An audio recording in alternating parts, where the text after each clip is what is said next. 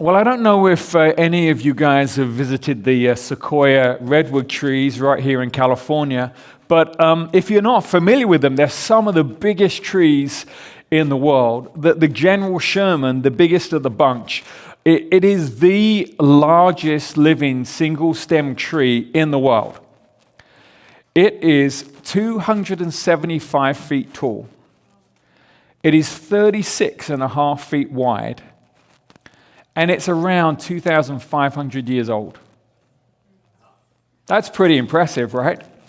Now, most trees, I don't know if you know this, any arborists in the room, but most trees have a taproot. It's a big kind of root that goes deep down into the ground, and it holds the tree secure. It holds it firm against all the forces of nature. And in lots of different tree species, those taproots actually go 30% of the height of the tree down into the ground. But these redwoods, they don't have a taproot. Their roots only go down about 6 to 12 feet or so. And instead of supporting themselves with a deep root system, their roots go out horizontally. And they intertwine themselves with the roots of all the other trees around them. And it's only with that support from a community of trees that they're able to reach those huge, huge heights. And they can grow to their full potential. And as we've seen many times over the last few months, the writers of Scripture and teachers down through the centuries in the Christian faith have likened our spiritual growth to a journey, a long, winding journey towards becoming a person of love.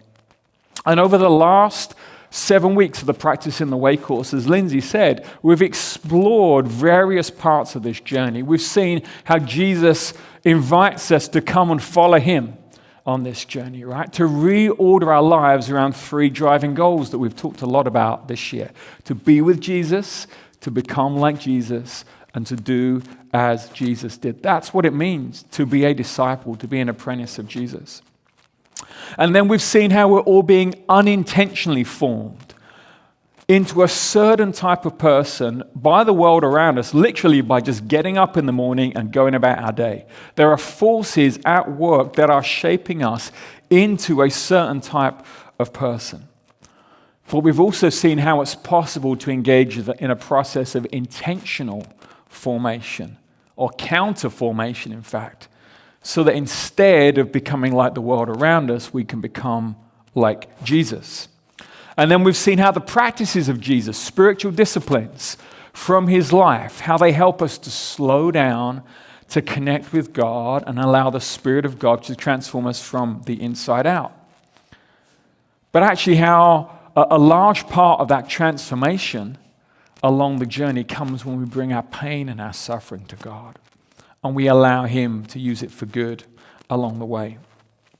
And then we've also seen how unhealed sin in our lives holds us back, how it prevents us from making the progress on this journey that we deeply desire. It prevents us from becoming people of love. And then last week we saw how we can take all of that stuff and we can make it a practical reality in our lives by adopting a rule of life, a schedule and a set of practices and relational rhythms that helps us create space in our busy lives to be with Jesus, to become like him, and to do as he did. That's what we've looked at, the journey over these last 7 weeks. But even though now we come to the final week, this is actually more of a beginning than it is an end. Because this course has been simply an introduction to the lifelong journey of following Jesus. This isn't the journey itself. This is just an introduction to it. But there's one final idea that we need to explore as we get ready to begin this journey. And that's the idea that we're not meant to go on this journey alone. We're meant to do it in community. There's an old African proverb that's as true today as it ever was, maybe even truer, that says, if you want to go quickly, go alone. But if you want to go far, go together. And we began this whole journey on week 1 with Jesus' invitation to his first apprentices. If you cast your mind back, we looked at Mark chapter 1, and where it says, as Jesus walked beside the Sea of Galilee, he saw Simon and his brother Andrew, and they were casting a net into the lake, for they were fishermen. Come, follow me, Jesus said, and I will send you out to fish for people. At once they left their nets and followed him. And then when he'd gone a little farther, he saw James, son of Zebedee, and his brother John in a boat, preparing their nets. Without delay he called them, and they left their father Zebedee in the boat with the hired men and followed him. Notice that Jesus did not have an apprentice singular. He had apprentices, plural.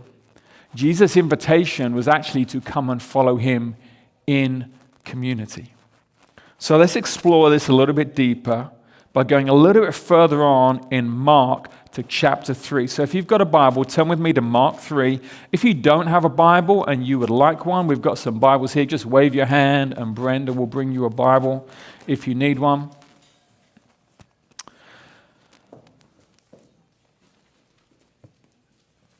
Thank you so much, Brenda. And if you don't have a Bible, like you don't have one at home, then please feel free to take that one with you as our gift to you. And if you're using one of those blue church Bibles, you can find Mark chapter 3 on page 860. 860 in the church Bible. But Mark chapter 3, we're going to read verse 13 and 15, and then we're going to jump down to 31. But if you've got there, would you just stand with me as we read God's word together?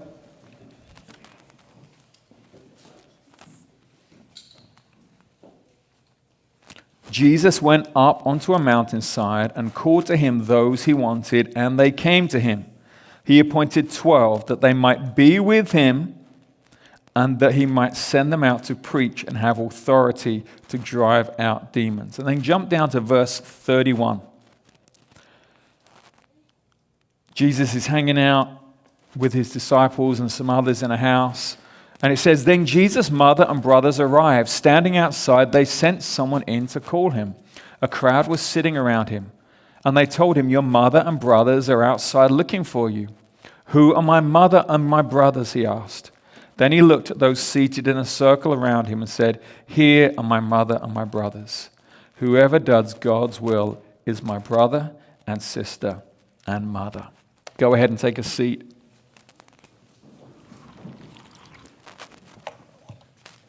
So take a look at, back to those first two verses, verse 13 and 15. Jesus called 12 disciples, right?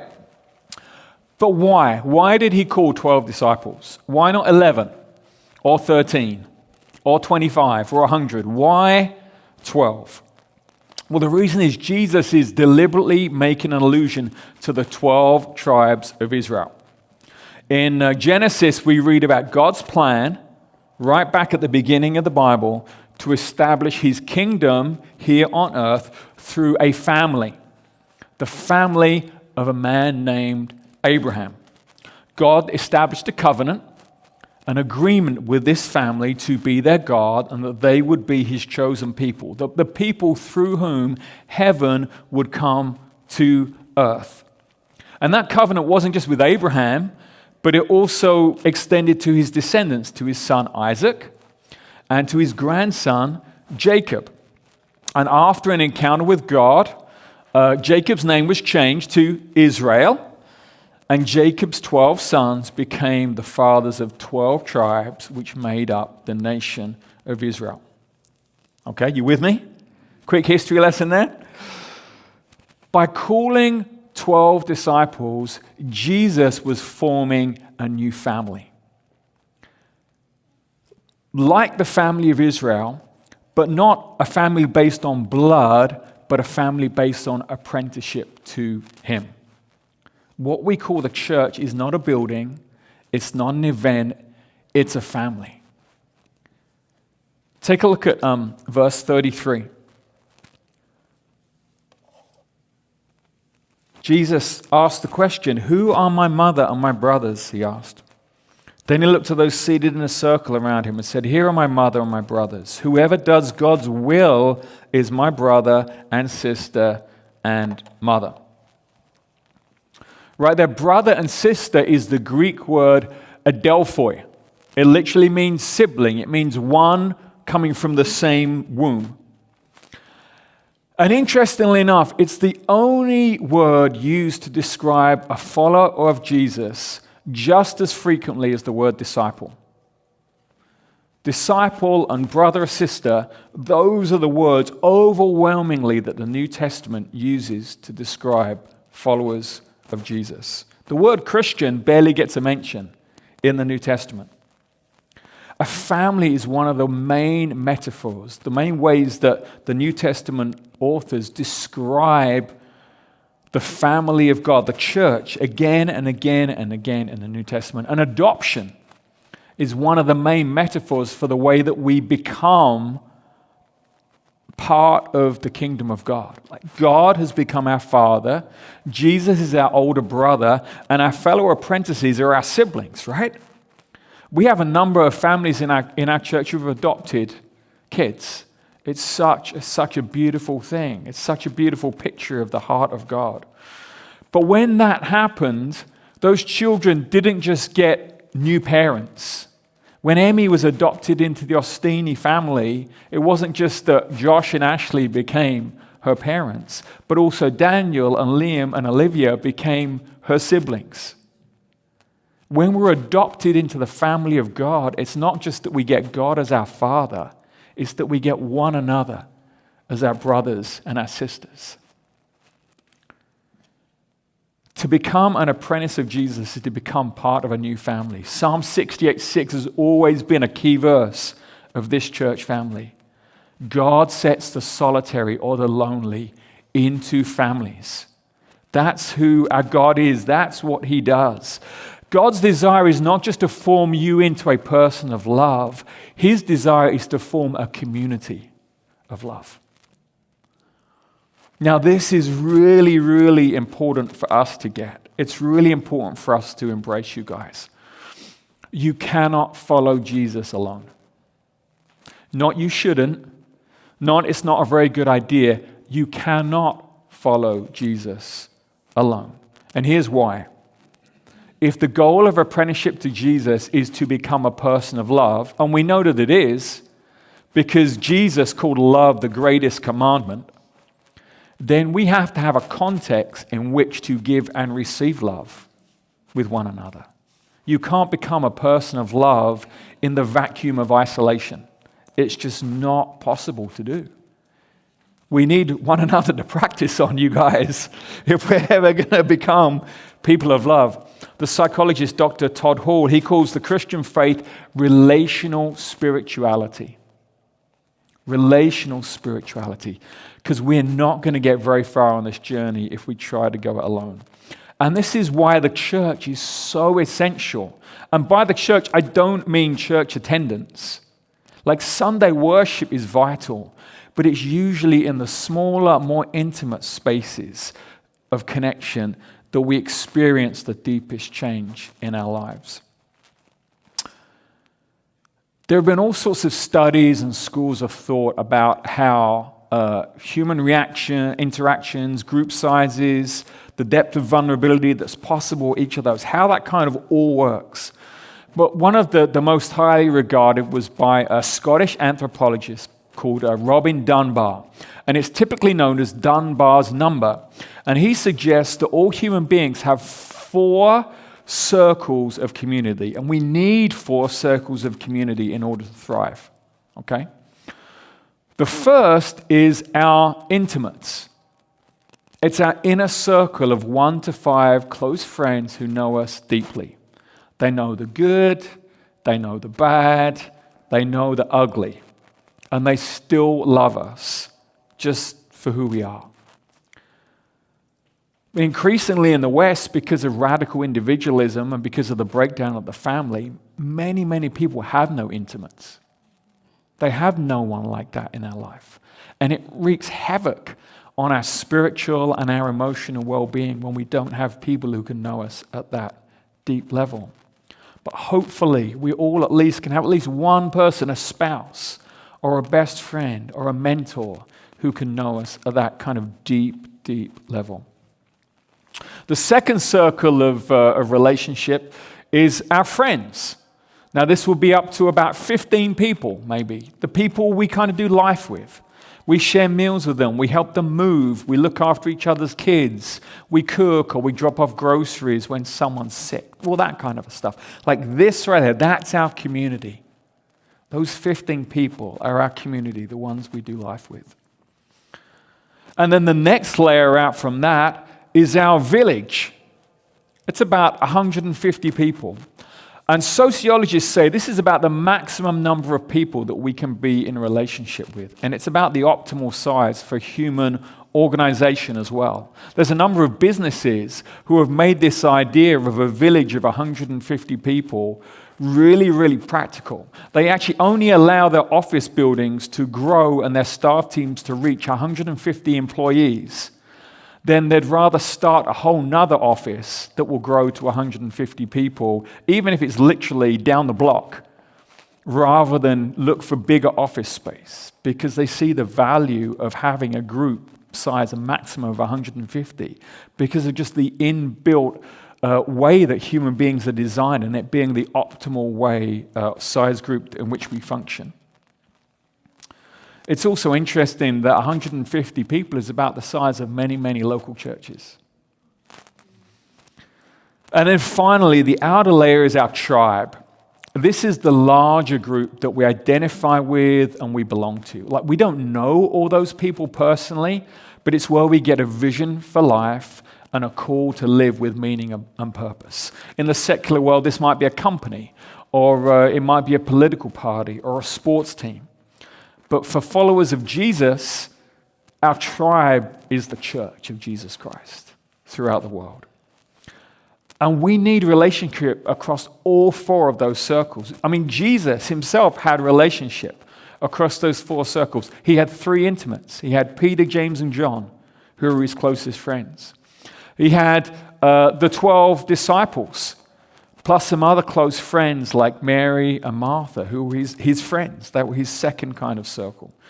Then he had 120 other followers that made up the church in Jerusalem. That was his village. And then finally, the wider church movement that exploded on the day of Pentecost. And we need relationship at all four of those levels, just like Jesus did. But here's the thing. Our deepest formation, the place where we get changed and transformed into the likeness of Jesus the most, is in those inner two circles. But the problem with that is that we have mixed feelings about those deep relationships at those inner two circles, don't we? Because on one hand, we have a deep inbuilt desire to know and be known, and to love and be loved. Like, that's hardwired into all of us. We all desire that. But yet, on the other hand, we're afraid of deep connection. It's easier and less scary to kind of paddle around in the shadows of superficial relationship than it is to head out into the deep. And it's particularly true if you weren't raised in a safe, loving environment. Or you've experienced a great deal of pain from someone who was supposed to be your friend along the journey. That makes it so much harder. But as the therapist Susie Hulch observed, our deepest wounds come from relationship. But so does our deepest healing. We get wounded in relationship. But the only place we're going to find healing from those relational wounds is in relationship. Many of you guys, either yourselves or you know people who've been hurt in church. But I want to tell you, the place you're going to find healing, if that's the case, unfortunately, is in church. It's the way that it works. That's why we can't give up. And these deep relationships are essential for growth. But in the world in which we live, these kind of relationships are not going to fall into our laps. We have to seek them out. We have to go find them. Friends typically come together around a shared joy, right? Whether that's surfing or hiking or reading or a good cause. In a spiritual friendship, that shared joy is Jesus. That's what we have in common. Despite our own different personality types and the things we like to do on our days off or the TV shows we like to watch, we have in common Jesus. He's our shared joy. But what do those spiritual friendships that I'm talking about look like? And what makes them different from any other kind of relationship that we might have in our lives? Well, spiritual friendships are defined by 3 characteristics, okay? The first characteristic is depth. These are not superficial relationships where we only talk about work projects, or we talk about last night's Dodger game, or we talk about what TV show we're watching at the moment, or the weather. We talk about actually what is below the surface. We talk about our life with God. We talk about our pain and our suffering and our sin. We talk about where we're growing, where we're succeeding, and where we're struggling. That's what it means to have deep conversations in those kind of relationships. But we don't just talk about those things with depth, we also talk about them with vulnerability. We come together around our weaknesses as much as we do our strengths. Another word for vulnerability might be intimacy. And the word intimacy is really easily misunderstood. I don't know what you think about when you hear the word intimacy, but often it can be reduced purely to romantic kind of ideas and notions. But actually, true intimacy is raw, and it's honest, and it's passionate, and it's powerful. And we engage in intimacy when we stop pretending and we allow God and other people to see us for who we truly are, and we get to see them for who they truly are. The word intimacy, it comes from the Latin intimare, which means to make familiar, which in turn comes from the root intimus, which means inmost. And so intimacy is about being open and vulnerable with someone. In the UK, we have a group of elite special forces who are called the SAS. They're kind of like the British version of the Navy SEALs. Normally at this point when I share this story, I say, but they're better than the Navy SEALs, but I get booed every time I do that, so I'm not going to say it. Oh, wait, I did. I am American, but I'm also British. I'm both. So, USA, and God save the king. But the SAS were fighting behind enemy lines, and they were interviewed by a journalist. And this journalist asked them to summarize their relationship in just one word. And so they went away and they talked about it and thought about it. And they came back to the journalist, and the word they came back with was intimacy. I mean, that's not the first word that you would associate with some of the toughest soldiers in the world. But these men who daily entrusted their lives to one another, who shared their deepest fears, they saw one another in the most pressurized of situations. They knew what it really meant to experience intimacy. And there are 2 parts to this kind of intimacy or vulnerability. The first part is telling the truth, which really is confessing to one another, like we talked about last week. It's not so much about not having any sin, but it's about not having any secrets. But secondly, being vulnerable also means listening deeply to the stories of the other person. The counselor David Augsburg observed, being heard is so close to being loved that for the average person, they are almost indistinguishable. When we're listened to, we experience healing. Healing from sin and from shame. So depth, vulnerability, and then finally, spiritual friendships involve a commitment to transformation. Monks actually take a number of different vows when they begin their monastic life, one of which is called conversatio morum. Conversatio morum, and it means literally conversion of life. It's a commitment to lifelong spiritual formation. It's a commitment to say, I haven't arrived, and I know I'm never going to have arrived, and I'm always going to be growing more and more in the image of Jesus. And many people who start out on the spiritual journey, they find themselves plateauing at some point. They grow and they grow, often really quickly, and then they plateau out. And sometimes it feels like they're even going backwards. But that's exactly why we need other people. We need others in our life who are going to speak truth to us.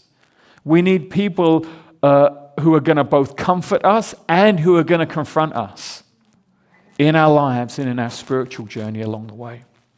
And spiritual relationships do not work if one partner is not committed to the transformational journey. We both have to be. So depth, vulnerability, and a commitment to transformation. These are the characteristics of deep, deep spiritual friendships. But here's the thing, it's possible to be in church and even in a small group for decades and never to experience that kind of relationship. I mean, I've experienced a reasonable level of depth in certain relationships over the years, but it's only been probably over the last year or so that I've really began to experience friendship at this kind of a level. And it was really actually only because a friend sought me out and sought out relationship with me that I've been able to find that. And yes, I see my closest friends at church on Sunday, but most of our life together isn't at church on Sunday. It's around a Sabbath dinner table, or it's at a birthday party, or it's in a phone conversation while driving home. And of course, cultivating those kind of relationships isn't easy. I'm not going to pretend that it is. Life with people is tough.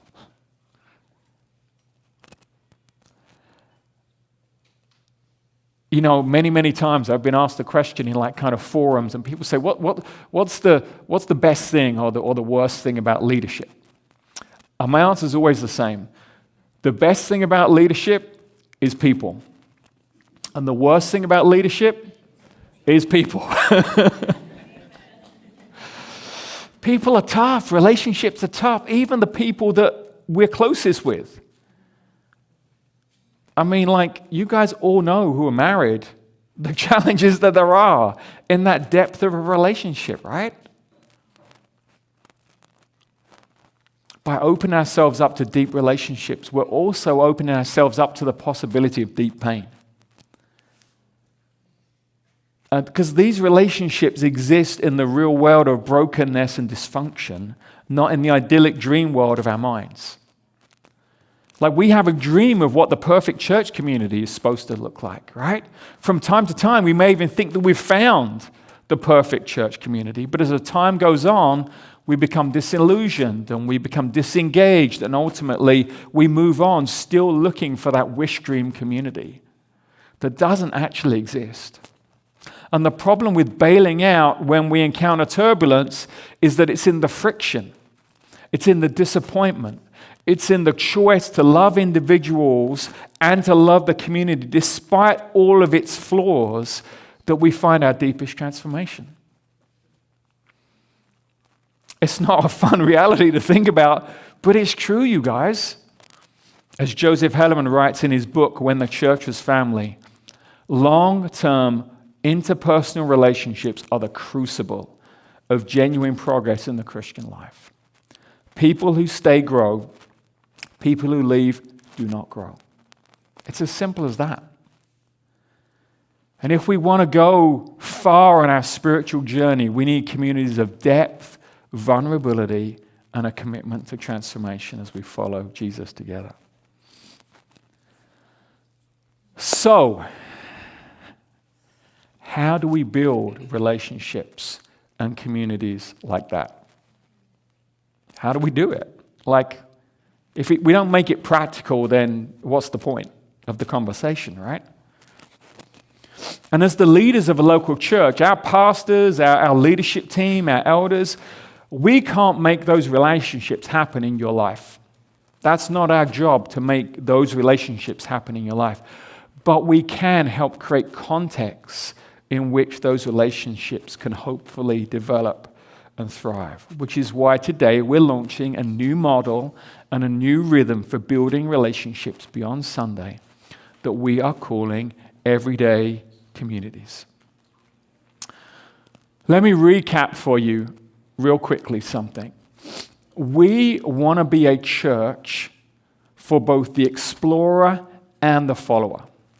We want a place where people who have decided to follow Jesus can come and they can grow and they can have relationship, they can thrive. We can do this thing in community. But we also want to create a space where people who are exploring faith, who are exploring Jesus, can come and feel safe and can feel like they belong and that they fit. And so everything that we do is built around being a church for explorers and followers.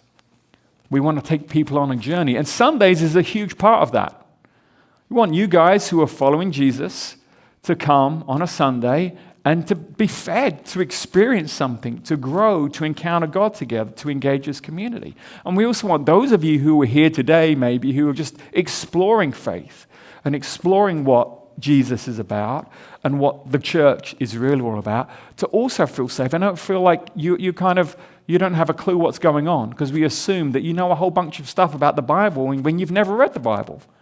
Or we use language that you're like, what does that word even mean?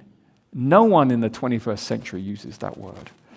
So we want to be careful about that kind of thing. And sometimes we need to use words like that, but we're going to explain what they mean and create a space that's accessible for absolutely everybody. So on Sundays, that means everything from worship to our preaching to our welcome, everything that we do to be built around that kind of idea.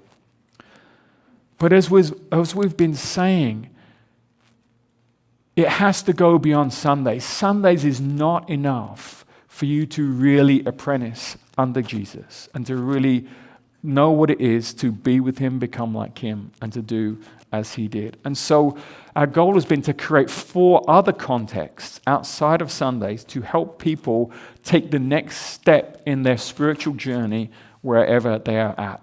And today, and this week as we meet in our groups, we are finishing up our introduction to step 3, which is the Practicing the Way course, right? That's what we've been doing over these last, it's 8 weeks, but we took 2 weeks off for Easter and stuff, so last 10 weeks, that's what we've been doing. And this will continue to be an ongoing part of our church family. And as new people come, or some of you guys may even haven't experienced the Practicing the Way course fully, especially with a group kind of scenarios. Or some of you may want to do it again. It's the third. I've done the Practicing the Way course 3 times now, and it's awesome. And I'm going to do it again. And we're going to be offering it regularly throughout the year for people to engage and get involved in that, because we believe it's so key. But we also now want to launch step 4 in our growth pathway, which is everyday communities. This is where it fits into the big picture of what we're building as a church. And everyday communities have a 3-part rhythm. The first part is we're going to gather in communities, in homes, to eat, encourage, and be equipped. We're going to have small groups, small communities where we get together around a dinner table. We encourage one another in life. We prophesy over one another. We pray for one another. We share stories of what's going on in our lives. And where we're going to get equipped, whether that's through studying the Bible together, whether that's through doing a deep dive into a Practicing the Way practice, or a Bible project class, or reading a book together, some way that we're going to be equipped. That's the goal of those kind of gatherings of meeting in homes, to eat, encourage, and be equipped in community together. The second part of the rhythm is we're going to gather in our communities to serve the Central Coast. We don't want you just going to be focused insular on us and our group, but we want to, as a group, go out and we want to serve people, whether it looks like serving a meal at the People's Kitchen, whether it looks like helping out with the Slough County Food Bank, whether it looks like working at First Fruits Farm, which is a local farm in the county. They grow produce for people who are food insecure throughout Slough County. Or a whole bunch of other imaginative, creative ways that we could serve our community. That's what we're going to do as in communities together. And then the third part of that rhythm is gathering all of our communities together for worship and prayer. And we're going to be doing that at the Alta Regional Prayer Room that's on Grand Avenue, right behind Panda Express, each month. So in our community groups, we're going to take time to be with Jesus through worship and prayer. We're going to take time to become like Jesus around a dinner table together. And we're going to take time to do as Jesus did by serving the Central Coast. So starting in June, here's what that rhythm is going to look like. We're going to kick off on the first week of each month by gathering to worship and pray. It's going to be June 5th, Thursday, June 5th, at the Altar Prayer Room from 6:30 to 7:30 p.m., just 1 hour. We're going to have our worship team there to lead us, others to lead in prayer. Kids are welcome to come and hang out with us. And we're just going to gather all of the communities together in one place to go after the presence of God together. We talked right back at the beginning how we want to be a church that gathered around calling on the name of the Lord. Like, if he doesn't show up and if he doesn't do what he's going to do, let's just forget this whole thing and go home. We need his presence and we need his power, you guys. We need prayer. And so I want to encourage you to jump in and join us as we gather the worship and prayer the first week of each month. And then week 2, which is going to be the week commencing June 8th, we're going to be gathering homes. We'll tell you about those groups in a moment and where they're going to be, but we're going to be gathering in homes, again, to eat, encourage, and be equipped. Then the third week of the month, we're going to gather in our communities to serve the Central Coast. And then on the fourth week of the month, again, we will gather in homes. So twice a month, we'll be gathering in homes. Once a month, we'll be gathering to worship and pray. Once a month, we'll be gathering to serve the Central Coast. Now, here's a couple of little practical things on that. If a group's meeting on a Wednesday or a Thursday, the first Wednesday or Thursday of the month are not always necessarily the same. So we're going to base our rhythm off of the Sunday. So whatever the first Sunday of the month is, that will be the first week of the month. Does that make sense? So don't get confused. Like, the prayer meeting won't necessarily always be on the first Thursday, but it'll be the Thursday after the first Sunday. Okay? Don't worry, we'll communicate in advance what's going on. You won't miss out. And then the other thing, just practical thing, is depending on your community group that you're involved in, how you choose to get involved with serving the Central Coast on different months. It may mean that you don't actually do your service for that month on the third week of the month, because you might have a slot at the People's Kitchen during the second week of the month, or you might get to go to First Fruits Farms during the fourth week of the month. It's totally fine. You're still going to do it once a month in your community groups. It just might not always be on that exact week. Does that make sense? Awesome. At launch, we're going to have 3 everyday communities that you can be a part of. The first one is the Alyssum Community Group. That's going to meet in the Pomos on Thursday from 6 to 8 p.m. with Brian and Jen Dean and Eric and Lindsay Hudman. Woohoo! Then we're also going to have the Angelo Brentwood Community Group. That's going to meet on Wednesdays from 6 to 8. That's going to be with Zoe and I, with Stu and Leah Hawks, and Josh and Ashley Ostini. It's going to trade off between the Hawks and the Ostini's home, hence why it's the Angelo Brentwood Community Group. And then finally, the White Dove Community Group, which is going to be led by Chuck and Justine and Glenn and Cheryl. That's going to again meet on Thursdays from 6 to 8 p.m. again in Napomo, if I didn't say that already. So here's the thing. If you are already part of a Practice in the Way group that's been happening already that relates to one of those groups, so like you've been with Brian and Jen and Eric and Lindsay, and you want to keep going in that group as we launch Everyday Communities, you don't need to do anything. Just, you're going to be kept in a loop. Just keep going. But if you're not already part of one of those community groups, you can sign up with the QR code that will be on the screen right now, or by going to everydaychurch.com/communities. Or if you are already in a group and maybe your group is changing a day and time or whatever, or it's just going to work for you to be in a different community group, then go ahead and sign up for that as well. But if you're already in one and you want to keep going, you don't need to sign up. You're just, by default, you're going to be grandfathered in to that new group. Does that all make sense? That's a lot of information that I just threw at you right there. Do you guys have any questions about all of that stuff? About everyday communities? Yeah, John. Does it continue on after June? That was just an example. That was just the example. The community groups will keep going ad infinitum. There may be seasons where for particular things we might bring all of the community groups together for a specific season, for a specific purpose. But going forward, they're ongoing. Yeah. For the gathering in homes, is there certain courses that we're going to be all going through? From time to time, there may well be things that we decide to do as a whole church, but for the most part, it'll be down to the group hosts and the groups themselves. They'll get to determine, based on the makeup of the group, what they want to do, what their content will be. Yeah.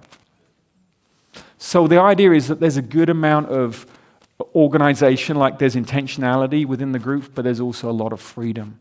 Just to be organic in connecting with one another and deciding what's appropriate for the makeup of the group. Because if you have a group where you have a bunch of young families with kids, as opposed to a bunch of singles or a bunch of retired people or whatever else, the needs of that group may be very different. And so we kind of want to give the hosts the opportunity to shape the group according to the people that they have. Any more questions? No? You guys good? Oh, let's do this actually. I didn't have you guys stand. If you're going to be a community group host, would you just stand up real quick so people can see your faces? They know who they're talking about. So Chuck and Justine at the front. Wave, guys. This is Chuck and Justine. And then Cheryl, her husband Glenn is in South Africa right now, so he is not here. And then Eric and Lindsay are right over here. Zoe, my wife, you probably know. And Stu and Leah. They're in kids right now. Stu was playing guitar earlier along, so there you go. There's Stu. Brian and Jen are out of town right now. And Josh and Ashley. Josh, he's standing at the back, but you can't see him because he's behind a computer. There's Josh, and then Ashley is probably in the nursery or somewhere with Emmy. So now you know everybody. That's awesome.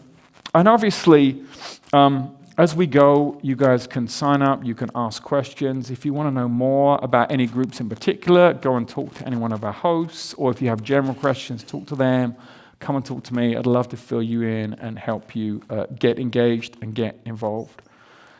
Because I'm so excited to launch these new everyday communities and this rhythm, because we so desperately need community, you guys, if we're going to go far on this spiritual journey. We really do. The monk Tito Colliander was once asked what it was that monks did in the monastery all day long. And he responded by saying, we fall and get up, fall and get up, fall and get up again.